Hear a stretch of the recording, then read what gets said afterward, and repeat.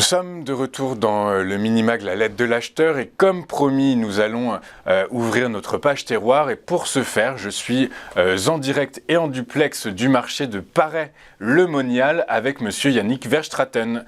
Bonjour Monsieur Verstraeten. Bonjour à vous. Bonjour, je vous remercie beaucoup d'être avec nous ce matin.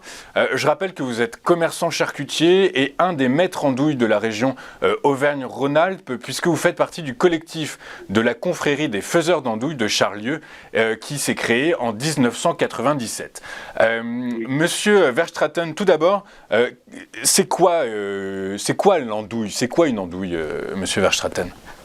Alors une andouille, c'est un saucisson paysan, c'est ce qu'on appelait les saucissons paysans d'andouille. Après la tuerie du cochon, on utilisait le sac et dedans on mettait les bas morceaux.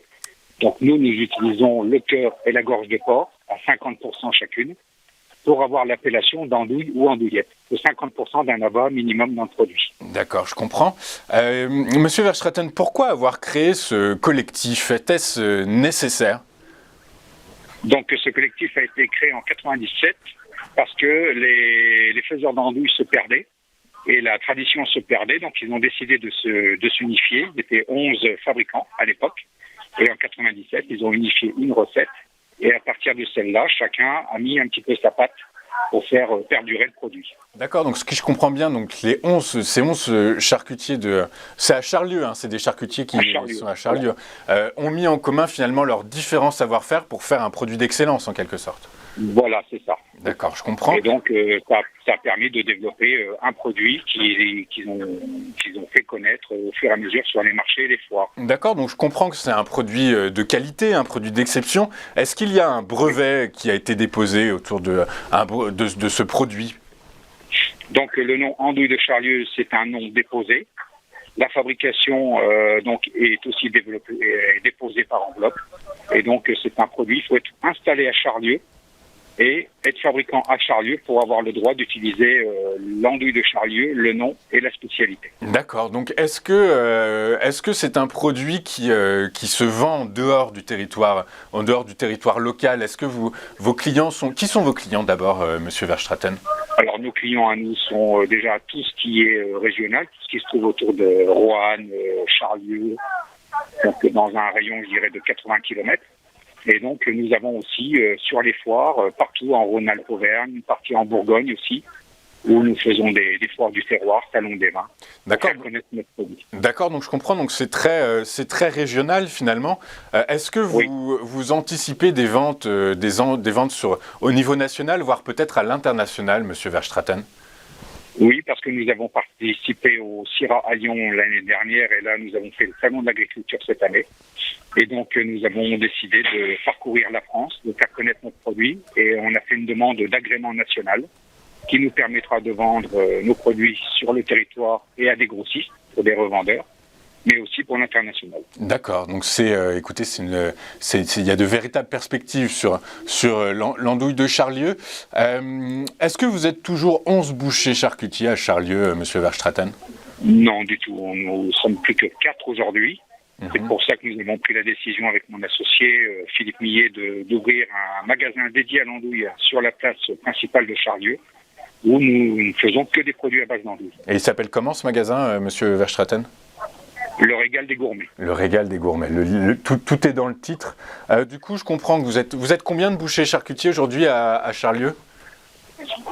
Donc à faire l'andouille, on n'est plus que 4. Vous êtes 4, donc vous êtes passé de 11 à 4 en 30 ans à peu près. Est-ce que ça veut dire que le savoir-faire est en train de se perdre, Monsieur Verstraeten, et auquel cas, ce qui semble être un peu le cas, comment transmettre cette connaissance fine de l'andouille? Comment vous y prenez-vous? Est-ce que c'est quelque chose que vous avez identifié et auquel vous essayez de remédier, Monsieur Verstraeten? Donc, dans un premier temps, on a décidé de remédier au problème en présentant notre produit de plus en plus loin. Donc, je vais de plus en plus loin, je fais de plus en plus de foires pour faire perdurer l'andouille. On a fait le magasin dédié à l'andouille pour faire connaître et pour attirer du monde.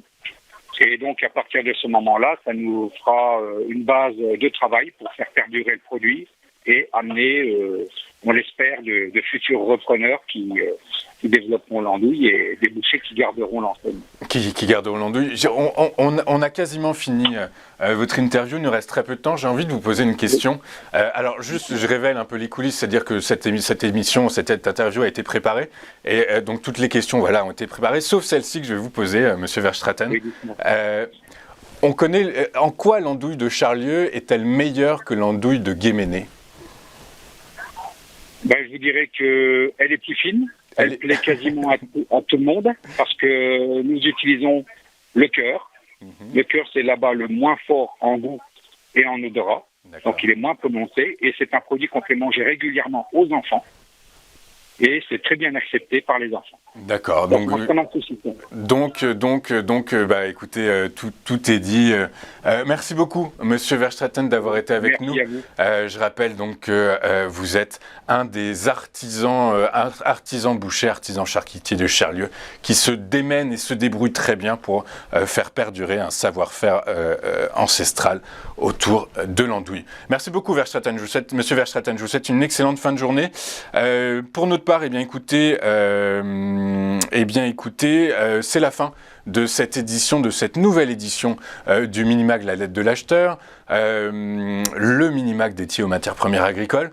Je vous donne rendez-vous dans 15 jours pour une nouvelle édition de ce Minimag. Avant de nous quitter, je vous rappelle juste que juste après, on a rendez-vous avec une nouvelle édition de votre JT Vu d'ailleurs, le JT qui se veut sortir du carcan de la finance traditionnelle. Voilà, je vous donne rendez-vous tout de suite sur Téléfinance.